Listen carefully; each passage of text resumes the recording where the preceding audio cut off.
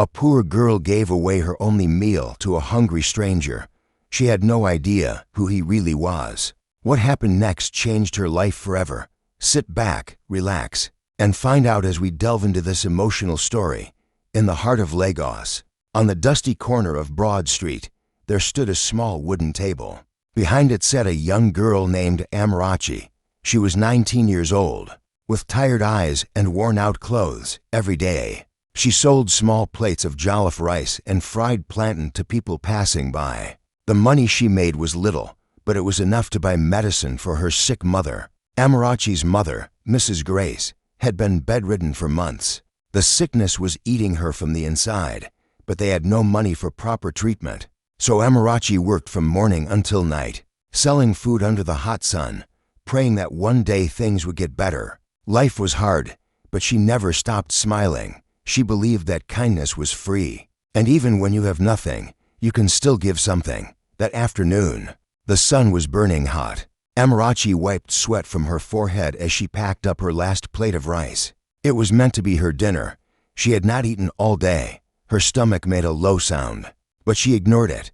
Just then, she noticed a man sitting by the gutter across the street. His clothes were torn and covered in dust. His hair was rough, his face was tired, and his body looked weak. He sat with his head down, his hands trembling slightly. People walked past him. Some looked at him with disgust. Others pretended not to see him at all. But Amarachi could not look away. Something in her chest tightened. She stared at the plate of rice in her hands, then back at the man. Her stomach growled again. She closed her eyes and whispered, "God, forgive me if I am foolish." Then she stood up, walked across the street, and knelt beside the stranger. "Uncle." She called softly. The man lifted his head slowly. His eyes were deep, tired, but there was something gentle in them. "You look hungry," Amarachi said. "Please take this." She handed him the plate. The man blinked. He stared at the food, then at her. "This is yours," he said quietly. His voice was rough, like he had not spoken in days. Amarachi shook her head. "I can manage. You need it more than I do." The man took the plate with shaking hands. He looked at her for a long moment, and then he spoke again, his voice softer this time. "Kindness remembers the giver." Amarachi smiled gently. "God will provide for me. Just eat, uncle. Get your strength back." She stood up and walked back to her table. The man watched her go. Then, slowly, he began to eat. As he chewed each bite, his eyes never left her. The next morning, Amarachi returned to her usual spot on Broad Street. She set up her small table and began her day as always, but the man was gone. She looked across the street where he had been sitting the day before. Nothing. Just an empty space by the gutter. She asked the woman selling oranges nearby, "Mama Ngozi, did you see that man who was sitting there yesterday?" Mama Ngozi shook her head. That one. I heard he was walking around the street last night asking strange questions. Some people said he was a mad man. Maybe he left." Amarachi felt a strange feeling in her chest. She did not know why, but she felt like something important had happened. Still, she shook it off and focused on her work. Days passed. Business was slow. Amarachi barely made enough money to buy her mother's medication. Every night, she would return home to their small one-room apartment. Her mother lay on a thin mattress on the floor, her breathing slow and painful. "Mama, how are you feeling today?" Amarachi would ask gently. Mrs. Grace would smile weakly. "I am fine, my daughter. Don't worry about me." But Amarachi knew her mother was not fine. She could see the pain in her eyes. One evening, as Amarachi was preparing to close her table, her phone rang. It was her neighbor, Mrs. Adez. "Amarachi, come home now. Your mother collapsed." Amarachi's heart stopped. She dropped everything and ran. When she reached home, her mother was lying on the floor, unconscious. Mrs. Adez was fanning her with a newspaper. "We need to take her to the hospital now," Amarachi cried. They carried her mother into a taxi and rushed to the general hospital. The nurses took Mrs. Grace inside quickly. After a few minutes, a doctor came out. "We need to admit her immediately," the doctor said. "But you must pay a deposit of 50,000 naira before we can begin treatment." Amarachi's hands began to shake. "Doctor, I don't have that kind of money now, please. Can you treat her first? I will find the money, I promise. The doctor shook his head. I'm sorry. Hospital policy. No payment, no treatment. Amarachi fell to her knees. Tears poured from her eyes. Please, doctor. She is my only family. Please don't let her die. The doctor looked at her with pity, but he said nothing. He walked away. Amarachi sat on the hospital floor and cried. She cried until her voice was gone. She did not know what to do. She had no one to call, no relatives, no friends with money. She was alone. 2 hours later, Amarachi was still sitting outside the hospital, her face buried in her hands. Suddenly, she heard the sound of a car engine. She looked up. A shiny black SUV pulled up in front of the hospital entrance. The door opened, and a tall man in a dark suit stepped out. He looked around, then walked straight toward her. Amarachi quickly wiped her tears and stood up. Excuse me, the man said. His voice was calm but firm. Are you Amarachi? Her eyes widened. Yes, I am. How do you know my name? The man did not answer her question. Instead, he said, someone wants to see you. Please, come with me. Amarachi stepped back. Who? I don't understand. I don't know anyone who please. The man interrupted gently. It is very important. Trust me. Something in his voice made her pause. She looked back at the hospital, then at the man. Her heart was pounding. She did not know why, but she nodded okay. She followed him to the car. The door was opened for her, and she climbed inside. The seats were soft, the air was cool, and everything smelled expensive. Amarachi had never been inside a car like this before. The driver started the engine, and they drove through the busy streets of Lagos. After about 20 minutes, they entered a quiet area. The houses here were huge. The gates were tall. The streets were clean. Amarachi's breath caught in her throat. Where are we going? She asked quietly. The man in the front seat glanced at her through the mirror. To Chief Okonkwo's mansion. Amarachi froze. Chief Okonkwo. Everyone in Lagos knew that name. He was one of the richest men in the country. Some said he owned half the city. Others said he was dangerous. Why would someone like him want to see her? Her hands began to sweat. I think there's been a mistake, she whispered. I don't know any Chief Okonkwo. I'm nobody. The man said nothing. The car stopped in front of massive black gates. Two guards opened them, and the car drove inside. Amarachi's eyes grew wide. The compound was like something out of a movie. Fountains, gardens, lights everywhere. The mansion itself looked like a palace. The car stopped at the entrance. The man opened her door. Please, come inside.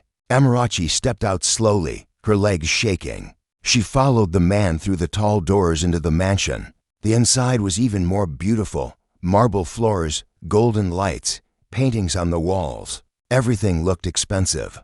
They walked down a long hallway and stopped in front of a large wooden door. The man knocked twice. A deep voice answered from inside. Come in. The man pushed the door open and gestured for Amarachi to enter. She stepped inside. The room was large and beautiful. There was a long desk, bookshelves filled with books, and a big window overlooking the garden. But Amarachi was not looking at any of that. She was looking at the man standing by the window. He was tall, wearing a white kaftan, his hands clasped behind his back. Slowly, he turned around. Amarachi's breath stopped. Her eyes locked onto his face, his clean-shaven face, his calm expression. But those eyes, those deep, tired, gentle eyes. She knew those eyes. Her lips parted. Her voice came out in a whisper. It's you. The man smiled softly. Yes, Amarachi, it's me. She took a step back, her hand covering her mouth. The man by the gutter. That was you? He nodded. Yes, Amarachi's mind was spinning. She could not understand. But why? Why were you dressed like that? Why were you sitting on the street? Chief Okonkwo walked closer to her. His voice was calm, but there was sadness in it. I was testing people, he said quietly. For weeks, I moved around this city in disguise. I wanted to see if anyone still had a kind heart. I wanted to see if compassion still existed among my people. He paused, his eyes steady on hers. I went to big churches. I sat outside expensive restaurants. I stood in front of wealthy homes, but no one helped me. People stepped over me. They insulted me. They told me to go away. Some even spat on the ground near me. Amarachi's heart tightened. Chief Okonkwo continued, I had lost faith in people. I thought kindness was dead. I thought money had made everyone heartless. His voice softened. And then I met you. Tears filled Amarachi's eyes. He stepped closer. You had nothing. You were hungry yourself, but you gave me your only meal. You knelt beside me like I was your brother. You spoke to me with respect. You treated me like a human being. His voice broke slightly. You gave me something money can never buy. You gave me hope. Amarachi covered her face with her hands and began to cry. Not from sadness, but from something she could not explain. Chief Okonkwo let her cry. After a moment, he spoke again. I know about your mother. Amarachi looked up quickly, her eyes red. The hospital bill has been paid, he said. Fully, your mother is receiving treatment right now. Amarachi's knees gave way. She would have fallen, but Chief Okonkwo caught her gently. Thank you, she whispered over and over. Thank you, sir. Thank you. He helped her sit down. Then he sat across from her. I want to do more, he said. I want to help you start your own food business. A real one. I will provide the capital. I will give you a space in a good location. You will no longer sell food on the street. Amarachi could not speak. Her throat was too tight. Chief Okonkwo smiled. And I will give you a small apartment. A clean place. A safe place. You and your mother will live there. Amarachi broke down completely. She cried like a child. Chief Okonkwo did not stop her. He just sat there, watching her with kind eyes. After Amarachi calmed down, Chief Okonkwo called one of his staff members into the room. A middle-aged woman entered. She had a kind face and a warm smile. This is Mrs. Patricia, Chief Okonkwo said. She manages some of my properties and businesses. She will help you with everything you need. Mrs. Patricia extended her hand to Amarachi. Welcome, my dear. We are going to take good care of you. Amarachi shook her hand, still unable to believe what was happening. Chief Okonkwo stood up. Mrs. Patricia will take you to see the apartment today. Tomorrow, we will visit the shop location. But first, let us go to the hospital so you can see your mother.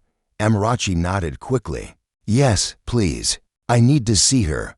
They all drove to the hospital together. When they arrived, the doctor met them at the entrance. His eyes widened when he saw Chief Okonkwo. Chief, good evening, sir, the doctor said, bowing slightly. Chief Okonkwo nodded. How is the patient? Mrs. Grace? The doctor smiled. She is responding very well to treatment. She is awake now. We have moved her to a private ward as you instructed. Amarachi's heart leaped. Can I see her? Of course, the doctor said. He led them down the hallway to a clean, bright room. Inside, Mrs. Grace was lying on a proper hospital bed. There were machines beside her, and a nurse was checking her vital signs. When Mrs. Grace saw Amarachi, her eyes filled with tears. My daughter, she whispered. Amarachi rushed to her side and held her hand. Mama, you are awake. Thank God you are awake. Mrs. Grace looked confused. Amarachi, what is happening? This room, these doctors. How did we afford this? Amarachi glanced at Chief Okonkwo, who stood by the door. Mama, God sent an angel to help us. Chief Okonkwo stepped forward. Good evening, madam. My name is Chief Okonkwo. Your daughter showed me great kindness when I needed it most. Now it is my turn to help her. Mrs. Grace stared at him, then at Amarachi. Slowly, tears rolled down her cheeks. Thank you, sir. God bless you.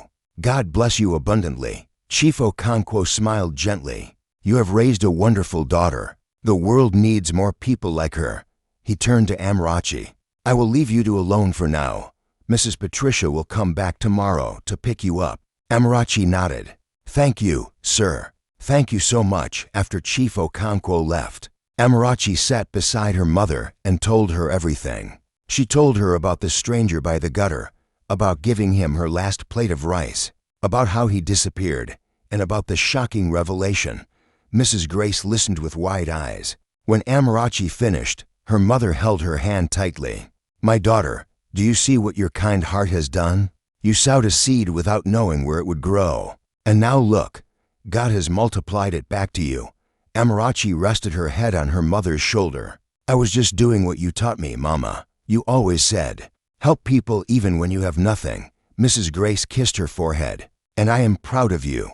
The next morning, Mrs. Patricia arrived at the hospital to pick up Amarachi. They drove to a quiet neighborhood called Lekki. The streets were clean, the houses were beautiful, and there were security guards everywhere. Mrs. Patricia stopped in front of a small but modern apartment building. "This is it," she said with a smile. Amarachi stepped out of the car and stared at the building. It had a gate, a small garden in front, and bright blue paint.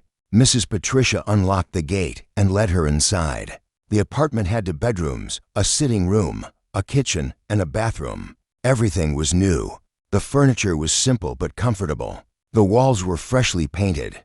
There were curtains on the windows and tiles on the floor. Amarachi walked slowly through each room, touching the walls, the furniture, the kitchen counter. She could not believe it. This is for me and my mother?" she asked quietly. Mrs. Patricia nodded. "Yes, my dear. Shifo Kankwo bought this for you. It is yours. You don't have to pay rent. You don't have to worry about anything." Amarachi covered her mouth with both hands. Tears streamed down her face.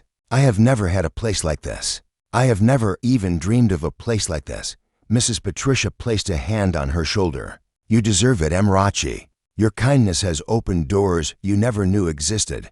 After showing her the apartment, Mrs. Patricia took Amarachi to see the shop location. It was in a busy area called Acacia, near a large market. The shop was small but well positioned.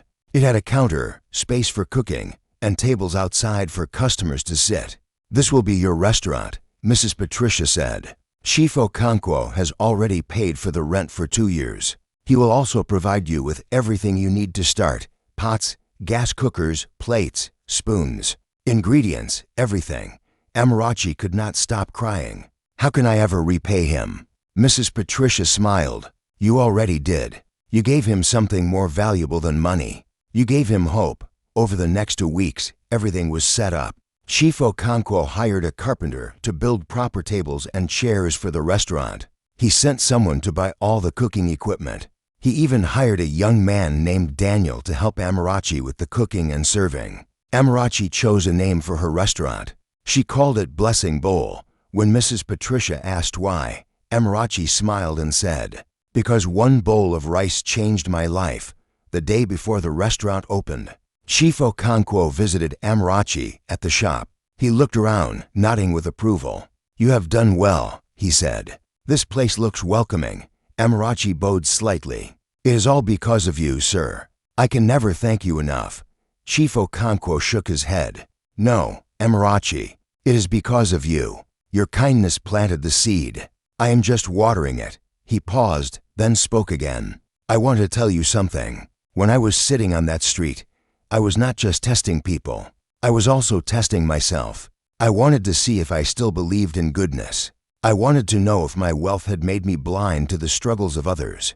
Amarachi listened carefully. "I have been rich for many years," Shifo Kankwo continued, "but I have also been lonely. People come to me because of my money. They smile at me because they want something. I could not remember the last time someone treated me like a human being." His voice became soft. "Until you came. You did not know who I was. You did not want anything from me. You just saw a hungry man and decided to help. That purity, that innocence, it reminded me why I worked so hard in the first place. To help people, to make a difference." Amarachi's eyes became wet again. "You have made a difference in my life, sir. You have given me and my mother a new beginning." Shifo Kankwo smiled. "And you have given me back my faith in humanity. So we are even." The next day, Blessing Bowl officially opened. Amarachi woke up early, said a prayer, and went to the shop. Her mother was still in the hospital, but recovering quickly. The doctors said she would be discharged in a few days. Amarachi prepared jollof rice, fried rice, beans, plantain, and chicken. The aroma filled the street. People walking by stopped and looked. Some came closer to ask about the new restaurant. By noon, the first customers arrived. An elderly man ordered a plate of jollof rice. A young woman ordered fried rice and chicken. A group of students came and ordered beans and plantain. Amarachi served them with a warm smile. She made sure every plate was full, every customer was satisfied. Word spread quickly. By the end of the first week, Blessing Bowl was already becoming popular. People loved the food. They loved the portions. But most of all, they loved Amarachi's kindness. She treated every customer like family. One afternoon, a woman came to the shop with her 2 children. She looked tired and worried. She ordered 1 plate of rice and asked if her children could share it. Amarachi looked at the children. They were thin, their clothes were old, and their eyes were hungry. She smiled gently. "No need to share," she said. "I will give each of them a plate. Don't worry about the price." The woman's eyes filled with tears. I don't have enough money." Amarachi shook her head. "It's okay. Just pay for 1. The rest is free." The woman began to cry. "Thank you. God bless you." As Amarachi watched the children eat, she remembered her own struggles. She remembered what it felt like to be hungry, to be helpless, to be ignored. And she made a promise to herself. She would never forget where she came from. One evening, Chief Okonkwo visited the restaurant unannounced. He sat at one of the tables outside and ordered a plate of jollof rice. Amarachi did not recognize him at first because he was wearing a simple shirt and trousers, no expensive kaftan. When she brought the food to his table, she looked closely and gasped. "Chief," he smiled. "Sit down, Amarachi. Let us talk." She sat across from him, nervous. "Is everything okay, sir?" He took a bite of the rice and nodded. "This is delicious. You are a great cook." "Thank you, sir." Chief Okonkwo put down his spoon and looked at her. "I have been watching you from a distance. I have heard stories about how you treat your customers, how you give free food to those who cannot afford it, how you always smile and make people feel welcome." Amarachi lowered her head shyly. "I just want to help people, sir. The way you helped me." Chief Okonkwo leaned forward. "That is exactly why I chose you, Amarachi. You have a gift. Not everyone who receives help remembers to help others. But you do. You have not forgotten your struggle. You have not become proud. You are still the same kind girl I met on the street." He paused. "I want to invest more in your business. I want to help you open more branches of Blessing Bowl.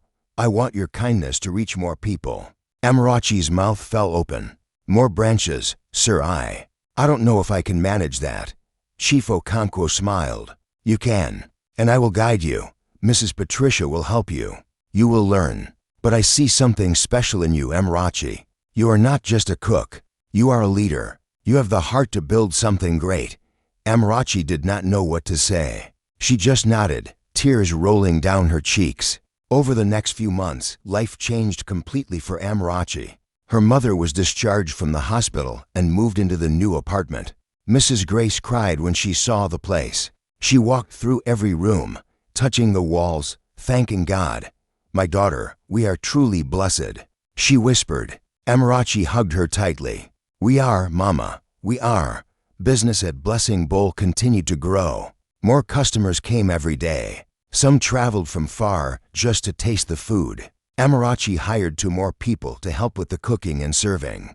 Chief Okonkwo kept his promise. He helped Amarachi open a 2nd branch of Blessing Bowl in another part of Lagos, then a 3rd branch. Each one was successful. Amarachi could not believe how much her life had changed in such a short time. But she never forgot her roots. Every week, she would cook extra food and take it to the streets. She would find homeless people, beggars, and those struggling, and she would give them free meals. One day, she was handing out food on the same street where she had met Chief Okonkwo. An old woman took a plate from her and smiled. "You are a kind girl," the woman said. "God will bless you." Amarachi smiled back. "He already has, Mama. He already has." As she walked back to her car, she saw a young boy sitting by the gutter. He looked dirty, tired, and hungry. For a moment, Amarachi froze. She saw herself in that boy. She saw her own struggle, her own pain. She walked up to him and knelt down, just like she had done for Chief Okonkwo. "Hello," she said softly. "Are you hungry?" The boy nodded. Amarachi handed him a plate of rice. "Eat," she said. "And remember, no matter how hard life gets, never lose your kindness." The boy took the food with shaking hands. "Thank you, sister," Amarachi smiled and stood up. As she walked away, she felt a deep peace in her heart. She was no longer the helpless girl selling food on the street. She was now someone who could help others, and that meant everything. One evening, Chief Okonkwo invited Amarachi and her mother to his mansion for dinner. When they arrived, the house was beautifully decorated. There were flowers everywhere, candles on the tables, and soft music playing in the background. Chief Okonkwo greeted them warmly. "Welcome, welcome. Please sit." They sat at a long dining table. The food was plenty: rice, chicken, salad, fruits, drinks. But Chief Okonkwo did not start eating right away. He stood up and looked at Amarachi. "I want to say something," he began. "When I met you on that street, I was a broken man. I had everything money could buy, but I had lost something more important. I had lost hope. I had lost faith in people." He paused, his voice becoming emotional. "You gave that back to me, Amarachi. You reminded me that goodness still exists, that kindness is not dead, that one simple act can change everything." Tears filled his eyes. "You did not just feed my body that day. You fed my soul." Amarachi's eyes became wet. Mrs. Grace reached over and held her daughter's hand. Chief Okonkwo continued, "I have decided something. I want to start a foundation, a charity organization that will help poor children, struggling families, and anyone in need. And I want you, Amarachi, to be the face of that foundation." Amarachi gasped, "Me, sir, I am not educated. I don't know how to run a foundation." Chief Okonkwo shook his head. "You don't need fancy degrees to have a kind heart. You already know how to help people. You already know how to care. That is what the foundation needs. We will hire people to handle the paperwork and the management, but you will be the heart of it. You will be the one who reminds us why we are doing this." Amarachi could not speak. She looked at her mother, who was crying with joy. Mrs. Grace nodded. "Accept it, my daughter. This is your calling." Amarachi turned back to Chief Okonkwo. Her voice was shaky. I will do it, sir. I will do my best." Chief Okonkwo smiled widely. "Good, very good." He raised his glass. "To kindness, to hope, to new beginnings." They all raised their glasses and clinked them together. That night, Amarachi went home with a heart full of gratitude. She lay in her bed, staring at the ceiling, thinking about everything that had happened. From selling food on the street to owning a restaurant. From living in a one-room shack to living in a comfortable apartment. From struggling to survive to helping others survive. All because of one plate of rice. All because she chose kindness over hunger. She whispered into the darkness, "Thank you, God. Thank you for everything." Weeks passed, and the foundation was officially launched. It was called the Kindness Foundation. The launch event was held at a large hall in Lagos. Many important people attended: businessmen, politicians, journalists. But Chief Okonkwo made sure that ordinary people were also invited: street sellers, cleaners, drivers, people like Amarachi used to be. When it was time for speeches, Chief Okonkwo stood at the podium. "Ladies and gentlemen," he began, "today we are launching something special. Not because I am rich, not because I want recognition, but because someone reminded me what truly matters in life." He gestured toward Amarachi, who sat in the front row. "This young woman gave me her last meal when she was starving. She did not know who I was. She did not expect anything in return. She just saw a human being in need and decided to help. That is the spirit we want to spread through this foundation. The spirit of selfless kindness." The crowd applauded. Then Amarachi was called to the stage. Her legs felt weak as she walked up. She had never spoken in front of so many people before. Chief Okonkwo handed her the microphone. She held it with trembling hands. "Hello," she began, her voice soft. "My name is Amarachi. I am not a rich person. I am not educated. I am just a girl who used to sell food on the street." She paused, gathering courage. "But I learned something from my mother. She taught me that no matter how little you have, you can still give. You can still care. You can still be kind." Her voice grew stronger. "I gave away my last plate of rice because I felt it was the right thing to do. I did not know it would change my life. I did not know it would lead to all of this. But now I understand something. Kindness is never wasted. It always comes back. Maybe not immediately, Maybe not the way you expect, but it always comes back. The crowd was silent, listening to every word. So I want to encourage everyone here, Amarachi continued. Do not look down on anyone. Do not ignore people because they are poor or dirty or struggling. You never know who God will use to bless you.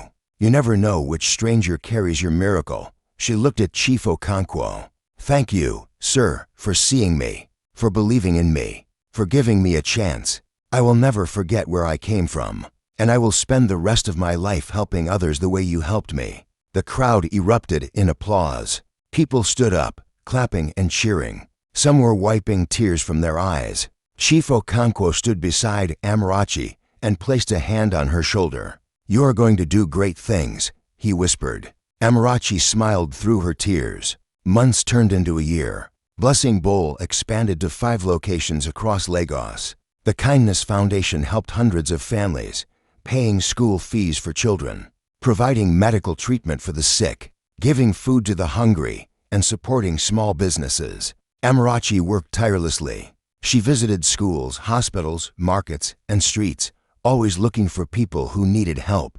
She never forgot what it felt like to be invisible, to be ignored, to be helpless. One day, Amarachi was distributing food in a poor neighborhood when she saw a little girl sitting alone by the roadside. The girl looked about 7 years old. Her clothes were torn, her face was dirty, and her eyes were sad. Amarachi walked up to her and knelt down. Hello, sweetheart. What is your name? The girl looked up. My name is Blessing. Amarachi's heart softened. Blessing. That is a beautiful name. Where is your mother? The girl's eyes filled with tears. My mother is sick. She is inside that room. She pointed to a small, crumbling building nearby. Amarachi stood up. Take me to her. The girl led her inside. The room was dark, hot, and smelled terrible. In the corner, a woman lay on the floor, shivering and weak. Amarachi's chest tightened. She had seen this before. She had lived this before. She knelt beside the woman. Madam, can you hear me? The woman opened her eyes slightly. Please, help my daughter, she whispered. I am dying. Please, take care of her. Amarachi shook her head. You are not dying. I will take you to the hospital right now. She called for help. Her driver came, and together they carried the woman to the car. The little girl, Blessing, followed them. At the hospital, Amarachi paid for everything. The doctors said the woman had malaria and severe malnutrition, but with treatment, she would recover. Amarachi sat beside Blessing in the waiting room. The girl looked at her with wide, grateful eyes. Are you an angel? Blessing asked. Amarachi smiled softly. No, sweetheart. I am just someone who knows what it feels like to be where you are. She held the girl's hand. But I promise you, things will get better. You and your mother will be okay. Blessing hugged her tightly. Amarachi closed her eyes and thanked God for allowing her to be in a position to help. Later that evening, Chief Okonkwo called Amarachi. I heard about what you did today, he said. You saved another life. Amarachi sighed. I just did what anyone should do, sir. Chief Okonkwo chuckled. Not everyone would, Amarachi. That is what makes you special. You have become the change you wanted to see in the world. After the call ended, Amarachi sat quietly in her apartment. Her mother was in the kitchen cooking dinner. The smell of jollof rice filled the air. Amarachi smiled. Life had come full circle. She thought about the day she gave away her last plate of rice. She thought about the stranger who turned out to be a billionaire. She thought about all the struggles, all the tears, all the fears. And now, here she was, no longer helpless, no longer invisible, no longer alone. She whispered to herself, "Thank you, God. Thank you for using me." Months later, Amarachi stood in front of her shop, Blessing Bowl. The sign above her head glowed brightly in the evening light. Customers were laughing, eating, talking. Her mother sat inside, helping to serve food, her face glowing with health and joy. Amarachi looked up at the sky and whispered, "Thank you." She did not know if she was talking to God, to Chief Okonkwo, or to the universe. Maybe all three, because she had learned something powerful. Kindness is never wasted. It always comes back. Maybe not the way you expect, maybe not from the person you helped, but it always comes back. Shifo Kankwo watched from his car parked across the street. He did not go inside. He did not need to. He just watched her smile, watched her serve people with love, watched her shine. And for the first time in years, he felt like he had done something truly meaningful. Not with his money, not with his power, but with his heart. He whispered to himself, "Thank you, Amarachi. You gave me back my faith." Then he drove away, leaving her to build the life she always deserved. Because sometimes, the person you think you are helping is actually the one helping you. And sometimes, a single plate of rice can change to lives forever. In life, never look down on anyone. You never know who God will use to bless you. You never know which stranger holds your miracle. Amarachi had nothing, but she had everything that mattered. A kind heart, and that was enough to change the world. So tell me, what did you learn from this story? Share your thoughts in the comments section. I would love to read from you. Another very interesting story will be uploaded in a few days. So subscribe to the channel and turn on your notification bell so you will be notified immediately. I upload the next story. If you enjoyed this one, don't forget to like this video and share it with your friends so others can also learn from it. Thank you so much for watching. God bless you.